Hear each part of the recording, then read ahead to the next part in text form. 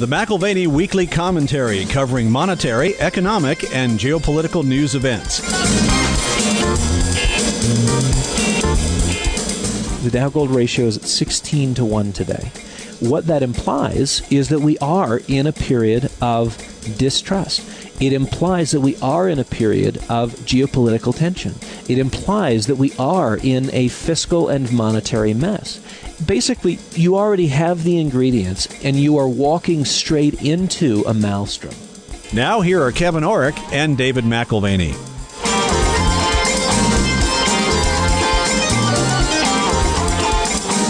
Welcome to the McAlvany Weekly Commentary. I'm Kevin Orrick along with David McAlvany. David, I was talking to a client yesterday, and we were just reminiscing, saying, wow, here we are already coming into another Olympic year. I was just thinking back from 2016, and it took me to 2014. And Dave, we started thinking about what's changed just since the last Winter Olympics in Russia. Now we have sanctions on the Russians. We were heading over there to compete in Sochi. Yeah. And, of course, there was little involvement in Ukraine and Crimea. I mean, a lot has accelerated in the last few years, not only in the Russian space, but moved further south into the Middle East. And you've got Syria. Exactly. Russia, ISIS, Syria. which was a non-entity. It may have been an entity, but it certainly wasn't in the headlines as it is today. Well, and the stock market was still making money in 2014. Now, not like 2013, where it had made 40%. But it still put up a positive number in 2014. Right. You know, QE3, the last round of quantitative easing, that ended in late 2014 and thus began, in our opinion, the topping process in U.S. equities. What we've been witnessing from then to now is a massive topping formation, which, look at the August declines, it indicates that really without intervention, the markets have nowhere to go but down. Right. The central banks had not let them go down, but they still wanted to. I mean, look at the transportation averages. We can talk about that later, but they've been going down for a while. And that was the story going back through 2013, 12, 11, and 10. Each time the stock market was ready to go down, a new intervention was introduced. That's how we got to QE3. Before it was number 2 and number 1. Then you had TARP and TALF and all of the other interventions which were propping up a market that wanted to clear the decks, start over, get rid of the bad debt, get to reasonable value in the equity markets. So we know that without intervention, the natural level of the stock market is well below current numbers. We also know that with intervention, we've only gotten asset price inflation and not economic stimulus. That is a monetary policy failure because it was intended to translate from asset price inflation into economic activity, and that did not happen. So the hard conclusion of, damned if you do, damned if you don't, that is gradually sinking into the collective investment community's mind. And I think that between now and the end of 2016, any rally we have, whether it's due to verbal intervention or promise of liquidity from, frankly, any global central bank, that's going to be aggressively sold into. The reality is that the exits are always smaller when everyone wants out. It's a volume thing. It's a bottleneck thing. So I think that any upside volume that we have, any bounce that we have in the U.S. equity markets over the next several months, again, I think you've got people who are going to cover their footprints with that volume. And, you're talking about how we have asset price increases. The stock market seems to be everything in people's mind as far as what's real, what's not real. But the GDP is really what we should be looking at. I mean, how much are we actually growing versus how much are just stocks growing? And, GDP estimates continue to come down. Well, it's one of those numbers that certainly is important. You do pay attention to it. We also recognize and have talked about this in the commentary through the last several years. They're changing the inputs into GDP. I mean, there's certain countries around the world that now calculate prostitution and what was illicit drug use, and now as a part of the official economy, they count those things into GDP as inputs. Now, we haven't gone that far in the United States where we're counting prostitution as a part of our GDP or economic calculations. But when you get desperate, everything gets thrown in, and we certainly have changed the way we calculate it through time. Well, even the last couple of years, I mean, they added $500 billion to the GDP just out of nowhere. Remember how they just started writing it in? That's right. JP Morgan on Friday was concluding that 2015 probably didn't finish on as strong a note as they anticipated. For the fourth quarter, their GDP estimates were at 1%, and they dropped them to 0.1% for the fourth quarter of 2015. Well, let's face it. Okay, let's go back. We looked back 2 years to the last Olympics. Let's look back 6 years from the introduction of quantitative easing and see what's really happened. We've had QE, which triggered a 6-year run-up in stock prices, one of the longest runs of equity prices in stock market history, by the way. And the end of QE marked the beginning of a bear cycle in stocks. And already we have many of the components in the equity market which are edging close to technical bear market territory. They were by the end of 2015, and many more have shifted that direction in the first 2 weeks of 2016. Granted, the market is not the economy. The market has had the 6-year reprieve. The gift came compliments of the Fed.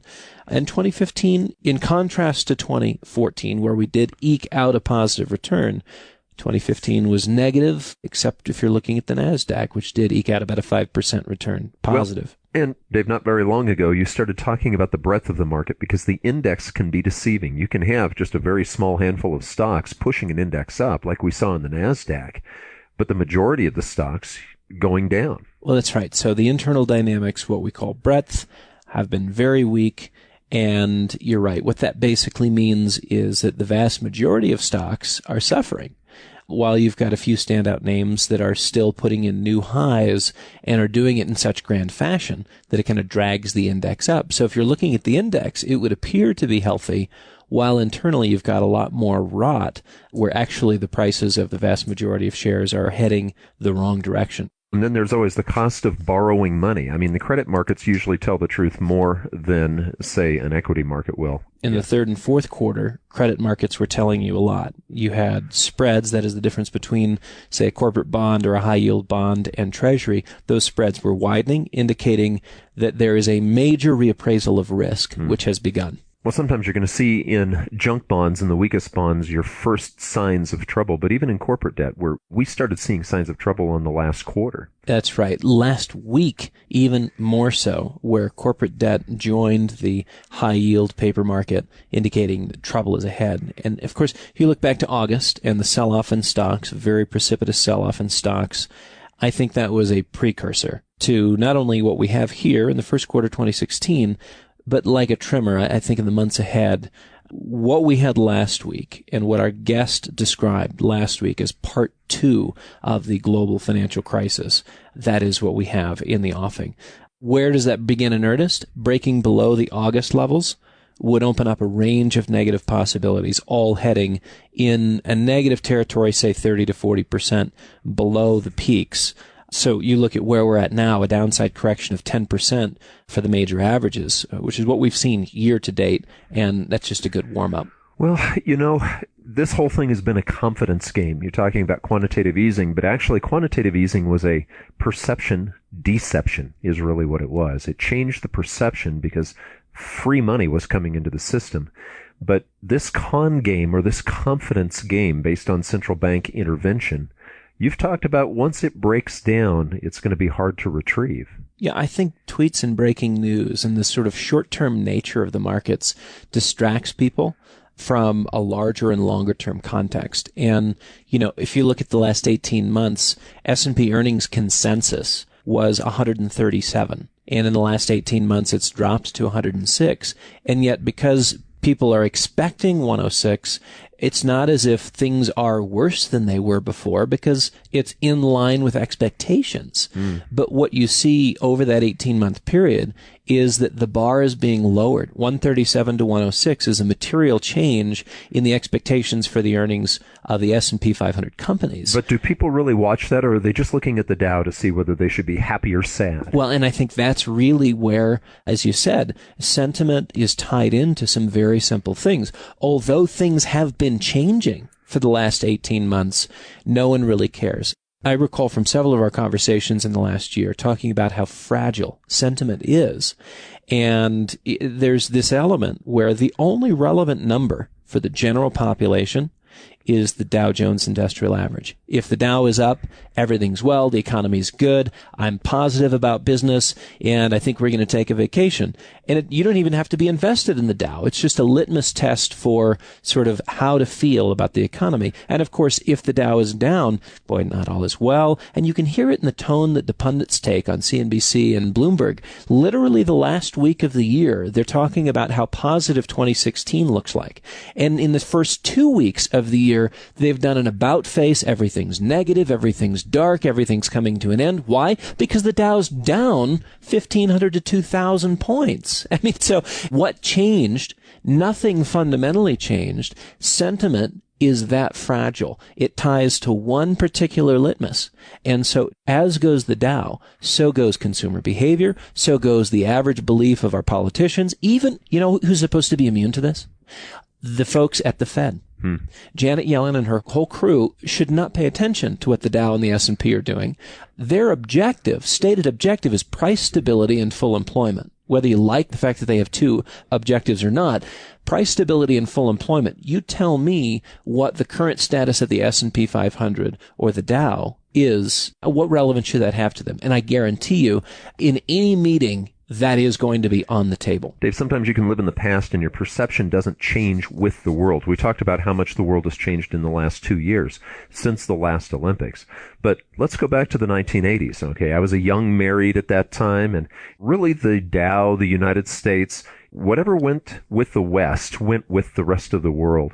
We were the greater part of the world economy. That's not the case anymore. These emerging markets that we think of, these little outliers, have become the greater part of the world's economy. As they go, maybe now that's how we're going to go. Yeah, the success story of globalization is that a tremendous amount of wealth has been created over the last 20 to 30 years, and many countries which were sort of relegated to quote-unquote third world status have been lifted. Average incomes have lifted. If you go back to the 1980s, emerging markets were under 36% of global GDP. About a third of the world's GDP. That's right. Combined, the chief economist at the IMF, Maury Obstfeld, has said, look, they were 36% of global GDP.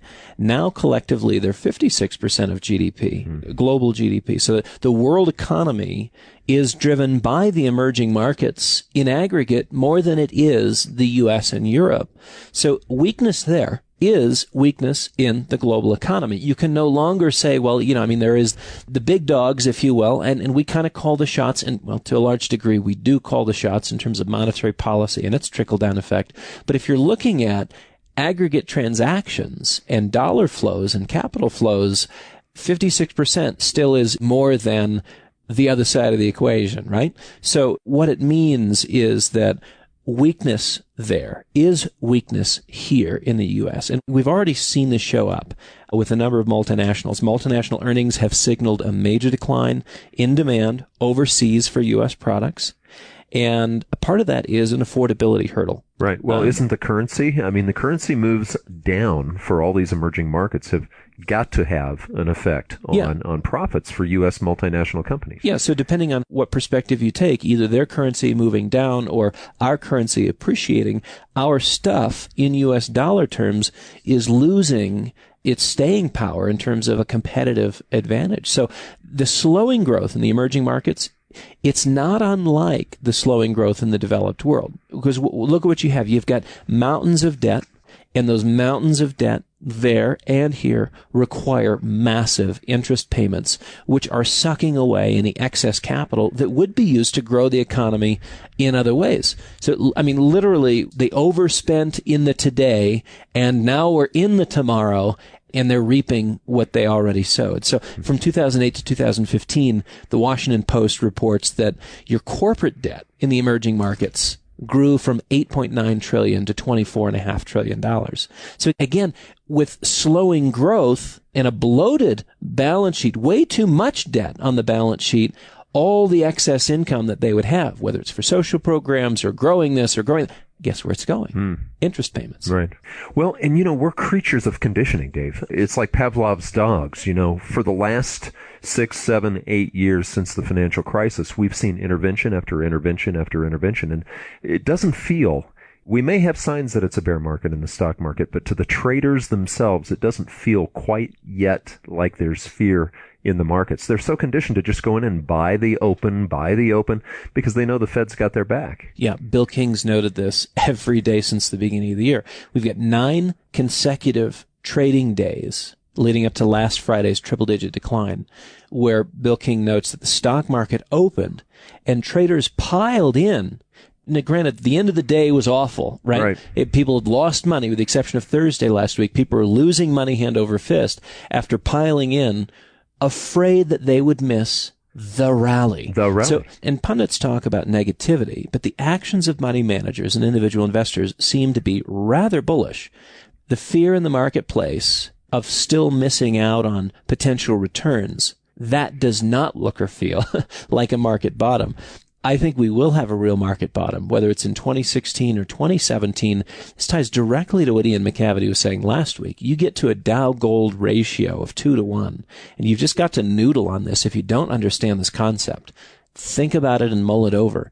The relationship between the Dow and an ounce of gold being 2-to-1 implies either a modest increase in gold and a precipitous decline in the stock market, or a modest decline in the stock market and a radical rise in the price of gold to get you to a 2-to-1 ratio. You're at 16-to-1 at present. Well, and he brought up the fact that that's happened numerous times over the last 100 plus years. Now, okay, so if the traders don't feel like it's a recession yet, and they're still worried about missing the next rally, the true signs of a recession are energy, commodities. Those have been screaming recession for a while. Right. I think the world being in recession has been confirmed by commodities.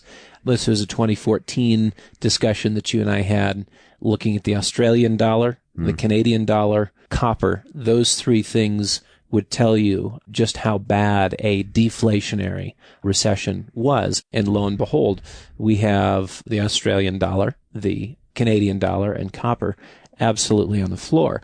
Oil traded below $29. The Dow Jones Transportation Average has declined sharply here in 2016 after putting in an awful performance in 2015. Biotechnology stocks have started to implode. Last week was very telling. The Russell 2000, which we've mentioned, covers a broader cross-section of stocks. It's down 21% from its highs, so in bear market territory. And if you look at the S&P 500, the majority of stocks, as we mentioned earlier, are already in bear territory, that is, being below their 52-week average by 20% or more. And it's just a few bellwethers that are massively outperforming that have propped the indexes up. Again, this is the issue of breadth. Yeah. The general trend across stocks has been down for some time, with the indexes covering up the poor performance of the majority due to the outperformance of the minority. So when people say these are black swans that you can't see, that's just a lie, Dave, because you were talking about breadth when the stock market was still looking like it was going to put in a fairly good year. I mean, it lost a couple of percent by the end of the year. But the breadth was telling us the majority of the stocks had already turned bear. Ignorance is usually a choice. And when you look at the 2 elements that typically trade up when you have a robust economy, or trade down together when you're on the cusp of or actually in a recession, you've got oil and you've got the transportation average, and they move in lockstep depending on the strength of the economy. And you've got both of them absolutely on their keisters. So, and it's not just oil, because you look at Bloomberg's commodity index, granted oil is one of the components in it, but it finished the year last year down 19%. Well, this is a big week because Iran is coming back online with huge production of oil. I mean, huge. They're one of the major suppliers. So, how is this going to affect those markets? Well, within 48 hours of Iran bringing online close to 500,000 barrels per day, Russia radically reduces its production by something like 460,000 barrels per day. So, I mean, the net effect of Iran coming on stream, because the Russians were willing to give up some market share, it means that the price may stay stable in around $30. What happens if Iran wants to go back to their 1970s, 1980s production levels? I mean, they can produce 3-4 million barrels per day. Right. And that is not out of the realm of possibility. Well, and they're no friend of Saudi Arabia anymore. I mean, not that they ever were. So they're not really willing to play ball with the OPEC line of thought, are they? No, they're not. And I think it's worthy of noting that there's other types of crude We have Brent crude, we have West Texas Intermediate, but there are other types of crude which are already selling at much lower levels. You've got Saudi Arab Light, which is closer to $25 a barrel as we speak. You've got Basra Heavy, which is at about $17 to $18 a barrel. And the low tick last week was in the Dakotas this past week. And again, this is due to transportation constraints, but it was actually negative 50 cents for a barrel of oil. So they were paying people to take it off their hands. Right. And it has to do with massive sulfur content, which won't be shipped through pipelines anymore, I think, because of its corrosive nature and whatnot. So getting it to market is the real issue. I would say that oil, if you take all that kind of from a bird's eye perspective, it's in a full-scale depression. In the oil patch, this is not a recession. And what's amazing to me is the oil majors, if you look at their stock prices, they do not reflect that yet. And I think that will continue to change as the hedges that they have on current production mature and they roll off. Those majors and their share prices should suffer, I think, considerably over the next 6 to 12 months. So here you have Iran with the ability to drown the market in oil over the next 6 to 12 months.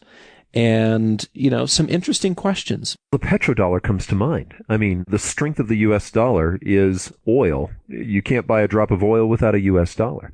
What happens if that changes? Right. And we see these massive devaluations occurring in currencies all around the world. And kind of the one standout has been the Riyal, the Saudi Riyal. It has stayed. Well, why hasn't it moved at all? Because it's pegged to the U.S. dollar. And at some point, the peg breaks. And the question in my mind, have we at long last said goodbye to the petrodollar era? And the day the Riyal peg to the dollar breaks, I think that is sort of the end note, if you will, the very end of the book. We can close that chapter. We can close the entire book. The petrodollar era will have been over.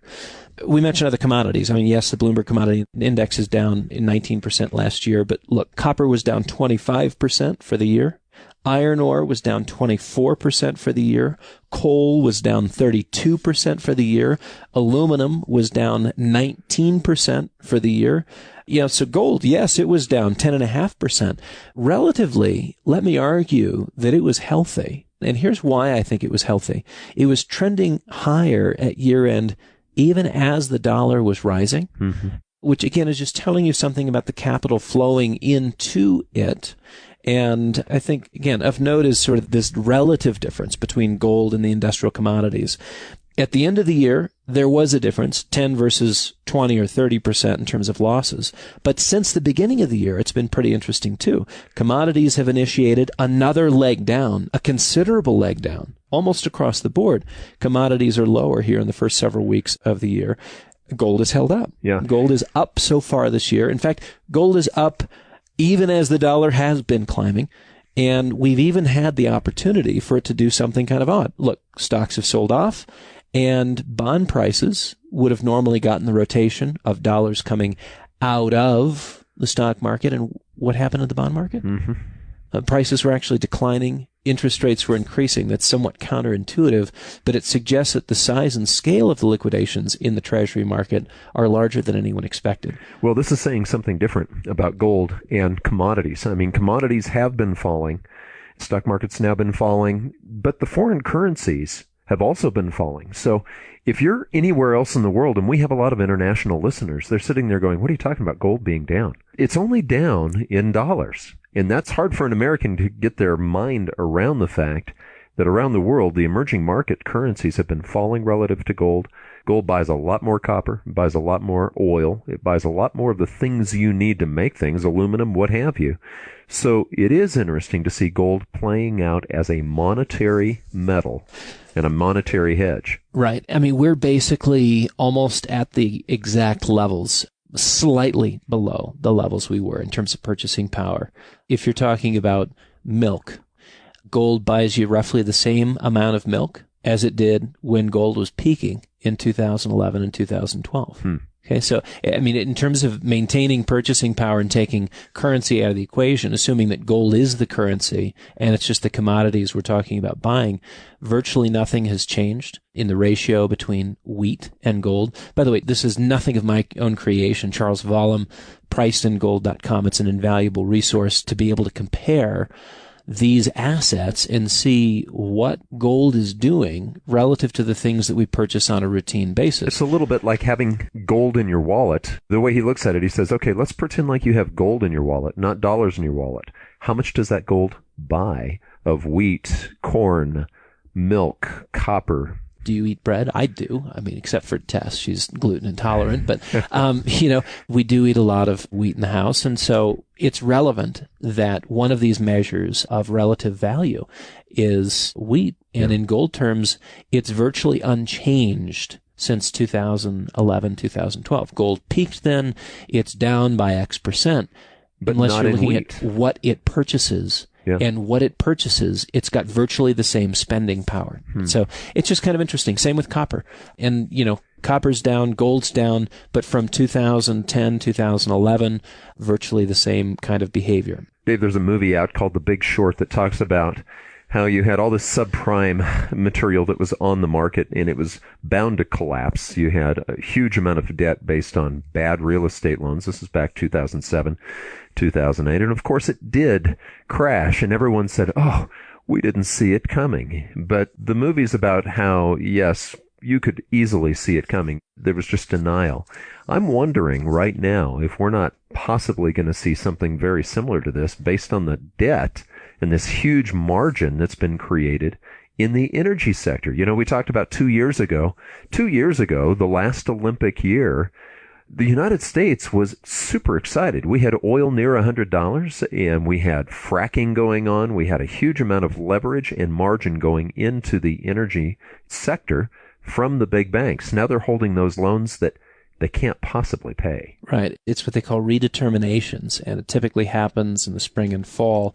Banks reappraise the value of collateral that secures the gas and oil loans that they've made. So if prices of the commodity are down, then reserves and resources are given a new market value, and then there is an adjustment made to the credit facility or loan, typically lower. So liquidity begins to dry up, credit begins to tighten, and the redeterminations typically, again, are in the spring and the fall. Rumor has it that banks are being encouraged to forego this exercise and not mark the assets to market. Boy, does that ring a bell? Do you remember talking about not marking assets to market back in 2008, Dave? That's exactly right. And in this environment, if they were to market, here's the implications.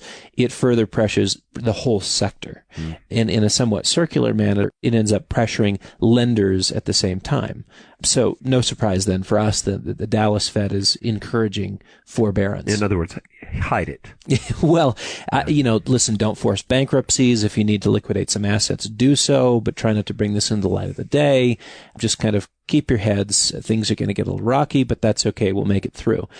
And I guess what the Fed doesn't like there in Dallas is they don't like the default daisy chain that they see within the banking community, where you begin to see weakness in one bank and there's a cross-contagious effect to other banks. Now, look, Wells Fargo has reported numbers here recently, and it was interesting to see that they have about $17 billion in energy loan exposure.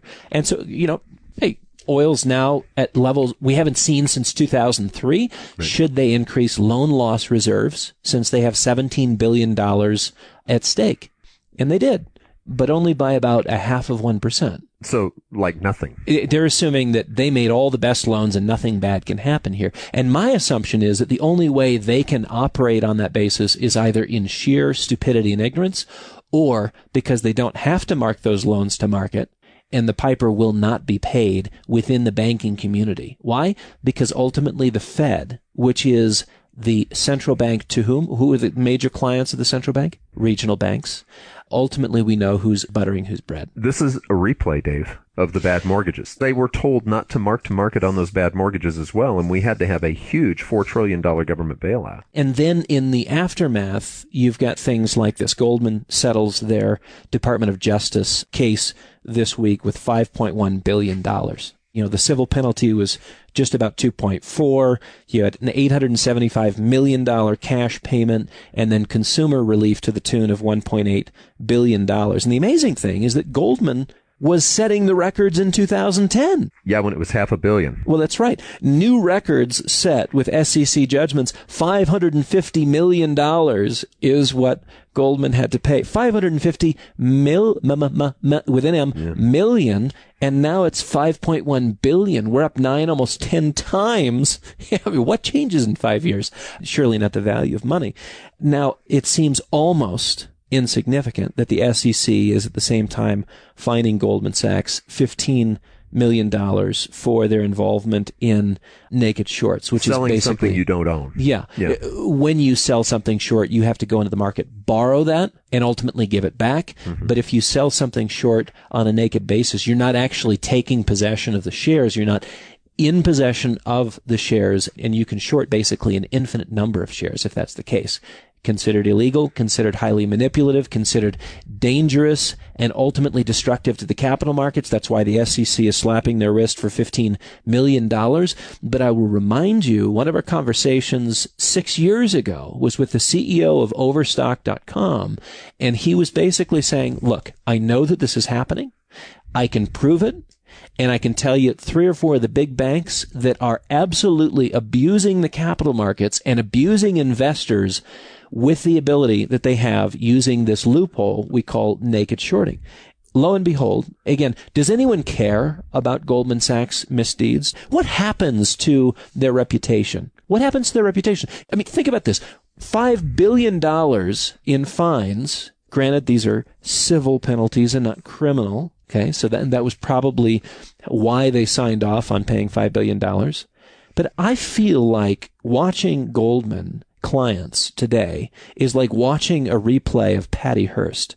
This is the Stockholm Syndrome all over again. I have wondered that, Dave, because you see Goldman Sachs not only making money all the time themselves, but a lot of their clients losing money most of the time themselves, yet they still want to be a Goldman client. And I'm thinking, well, what is it? Is it prestige? Is it just, do they want the punishment? Or you brought up something interesting, like the Patty Hearst thing. Maybe they think that Goldman Sachs actually is out for their better good. I mentioned $1.8 billion in consumer relief. That's not going to Goldman clients who actually were fleeced by Goldman. Right? It's going to the people who are behind the mortgages, which Goldman was selling, and the CDOs, which Goldman was selling, which is interesting because actually Goldman had no contact with those people whatsoever. They happened to be buying and repackaging. They bought an already securitized package and just repackaged it again. Financial engineering, if you will. But it is interesting, the Stockholm Syndrome on Wall Street. Confidence gets abused.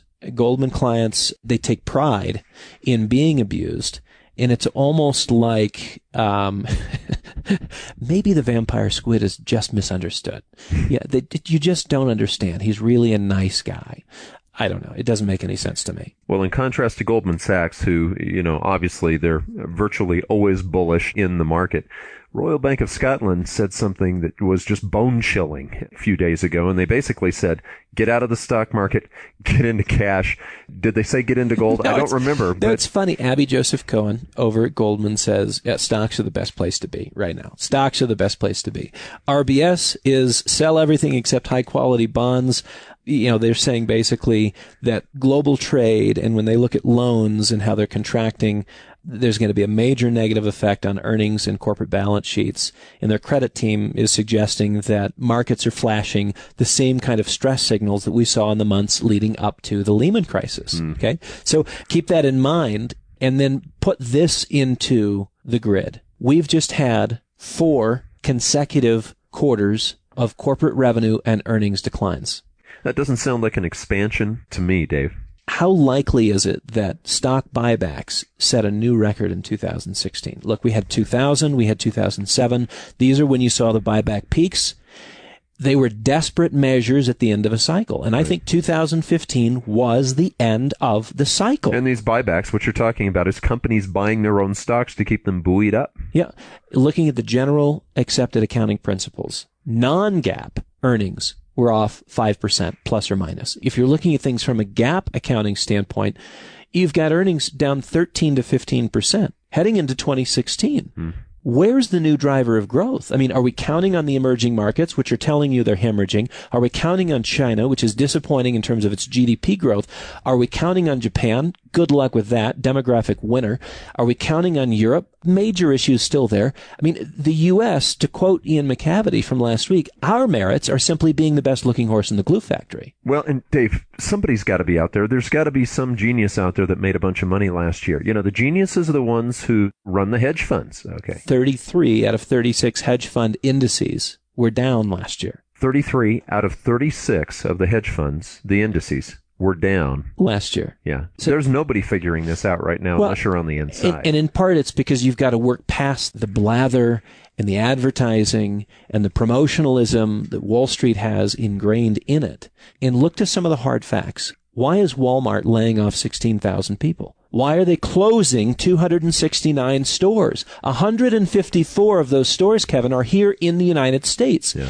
If there is not a bellwether like Walmart in terms of retail sales, we're talking middle America. Yes, but somebody would say, well, no. That's just Amazon Prime replacing Walmart. But actually, if you look at December retail sales, that's not Amazon replacing Walmart. December retail sales actually dropped. The growth rate was 2.1%, which was the lowest we've had since 2009. Okay, so that's not the replacement of Walmart with Amazon Prime. That's just people not buying as much. Or looking for the cheapest possible deals. And imagine anything cheaper than Walmart. But I think is absolutely telling. 269 stores worldwide, 154 of those stores here in the United States closing. I mean, do you realize the decline of Sam Walton's empire is telling you something about the decline of our empire? I mean, I think it's very interesting. And of course, we're not alone. Europe is still struggling. Europe has major issues. Their debt is still off the charts. Over $1 trillion in non-performing loans in the European banking system. Well, and let's face it, they have a whole new group of people who are moving in who are not necessarily bringing productive jobs. No, exactly. This is, again, where debt begins to be crippling. We're not even talking about the aggregate amount of debt which they have to pay interest on. Right here, 9% of European Euroland GDP is a non-performing loan. $1.02 trillion throughout Europe. That's non-performing loans in the banking system. Just in Italy alone, it's 17% of GDP, $216 billion in non-performing loans. And so, yes, you still have the same debt issues that we had in 2011, the same debt issues we had in 2012. They're lingering. And now you layer in an immigration And now you have issue. immigration, yeah. Who doesn't want to leave? Let's say you lived in North Africa, where you are commodity rich or commodity poor, depending on the price of commodities. So that makes you, today, commodity poor. Where are the jobs? There aren't any.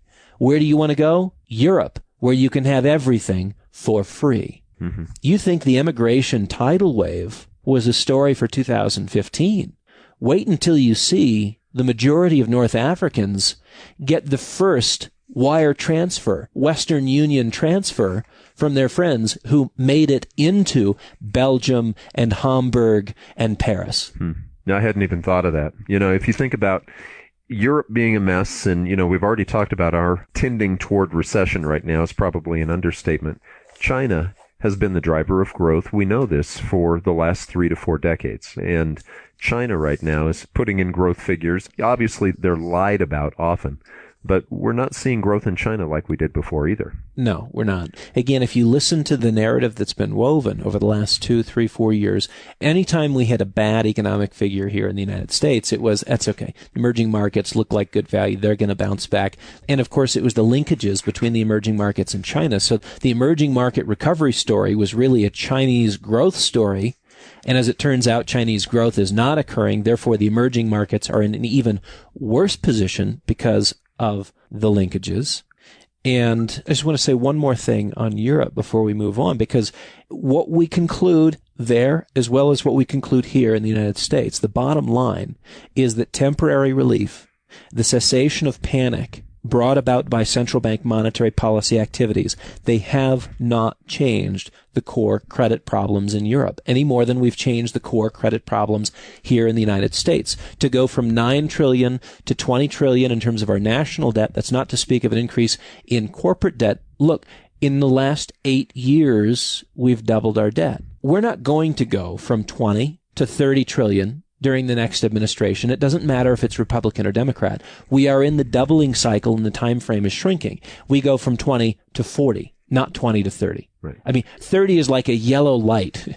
You might want to consider slowing down, or just speed up because you're going right past it. Yeah, and let's face it, Dave, we haven't really felt the effects other than just keeping the pain away. I mean, okay, so you double the debt. Yeah, then you double it again. Yeah, no big deal. China's going to see that, and the People's Bank of China, if their growth is slowing down, they're just going to add stimulus as well. I mean, why not? It works. Right, and I think that's an interesting idea. Francis Fukuyama developed it in an article for Project Syndicate. He argues that the economic arms race has begun, with the Chinese choosing fiscal stimulus in its One Belt, One Road initiative. And they are attempting over the next 10 years to redraw the economic map. The economic map of the 21st century, according to the Chinese, will move Central Asia directly to the center of the map. That was the point of launching the AIIB. I think what we should do is we should define terms, because we're talking now about fiscal stimulus. You and I were talking just a few minutes ago about monetary stimulus. And, you know, the Keynesian model is both. You basically stimulate by growing the money supply, or you build buildings and projects, and you do Mount Rushmores, and you do Hoover Dams, and you do it for the people, and you spend, and you spend, and you spend. There is a question that I have, though. You still have to borrow the money from somebody. Who pays for it? Well, and I think this is where the People's Bank of China is counting on a level of opacity which doesn't exist here in the United States. I guess there is the opaque nature of the Fed never having been audited, but still there's some degree of accountability between the Fed and Congress. The PBOC and the Politburo, they can do whatever they want, and it's just going to be a question of who finds out and what the consequences are to the value of the currency. You will buy this bond. You want to buy this bond. We don't have to tell you what it's for. Right. So now we have direct competition with the IMF and the World Bank. Joseph Nye's notion of soft power, which is just they are trying to create influence.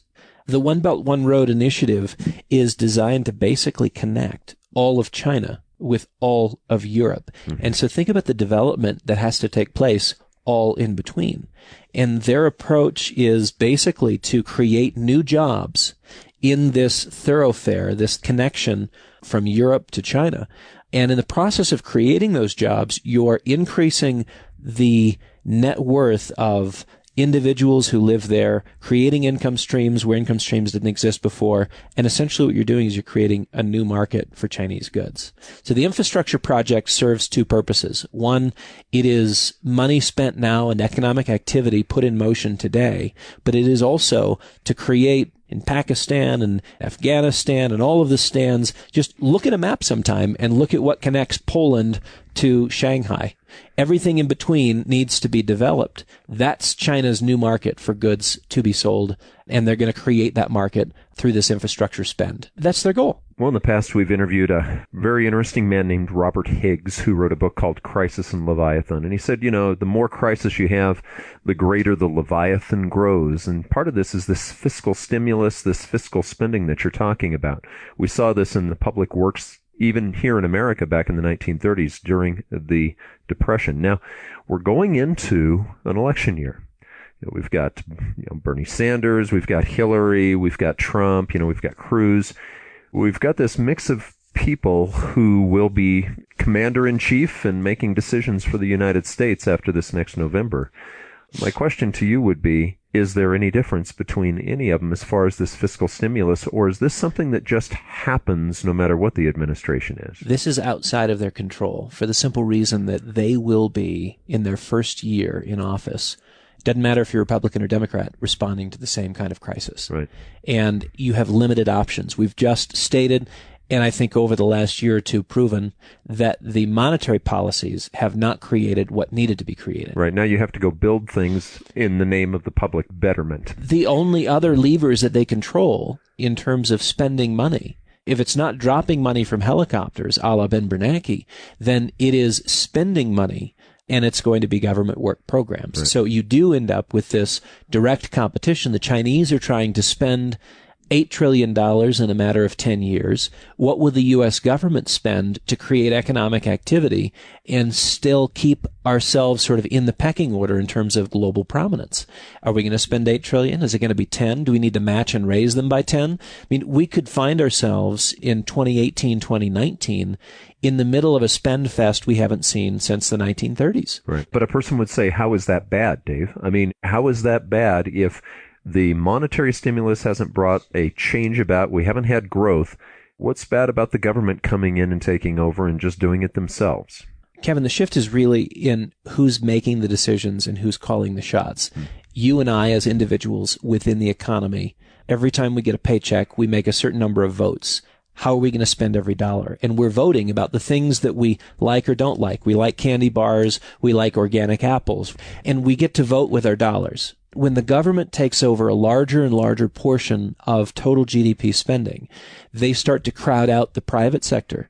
And they like the fact that they have control over how things are spent. But you lose your liberties, you lose your freedoms in the process. Well, and you have two avenues towards funding government spending. One is either an increase in taxes, which is directly taking the dollars that you would have spent and spending them in a way that they think is better. It's their vote, not yours. That's right. Right.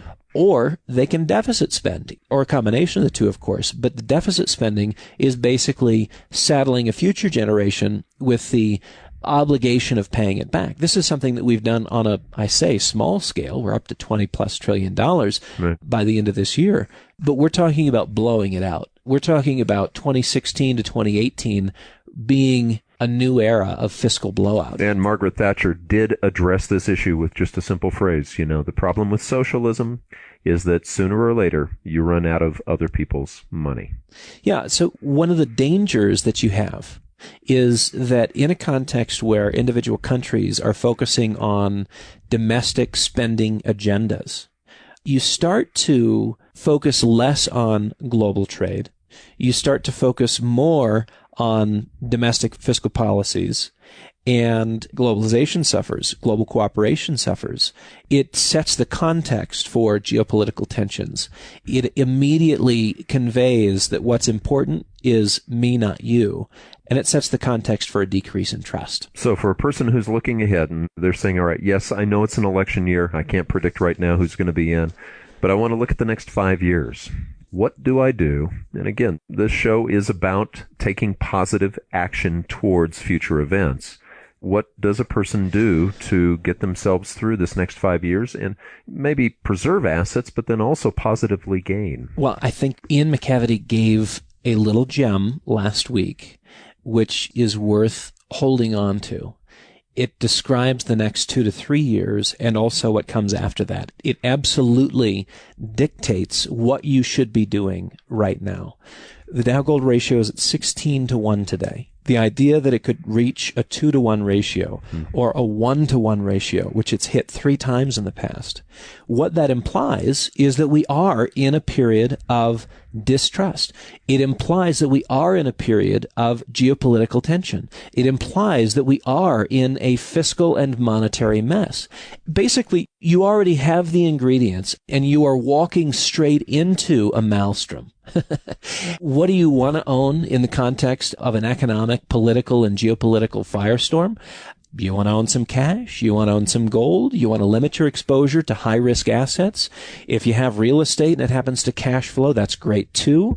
I mean, a diversified portfolio could be 3 or 4 different little buckets.